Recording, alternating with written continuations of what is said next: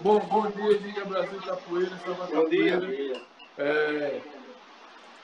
Queria dizer para vocês aí que nesse momento que nós estamos passando, né, a capoeira também está passando aí por mudança. Nessa pandemia toda aí, a capoeira está sendo voltada aí para regularizar a capoeira como profissão. Tem muitos mestres contra, muitos mestres a favor, mas eu queria dar meu ponto de vista sobre isso aí, né?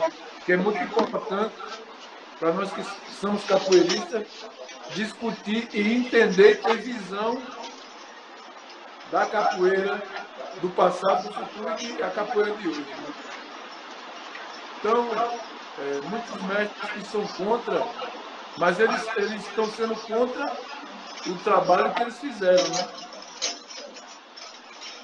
Se você vir fazendo um trabalho, formando seus alunos, dando diploma, ensinando os alunos a ganhar dinheiro, a trazer o progresso para a sociedade, isso é um trabalho. Todo trabalho tem que ser reconhecido.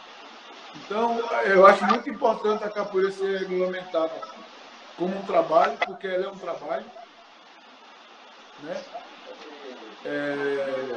Para os mestres serem valorizados, e eu acho que foi isso que Mestre Dimba trabalhou para a capoeira chegar onde ela está chegando hoje.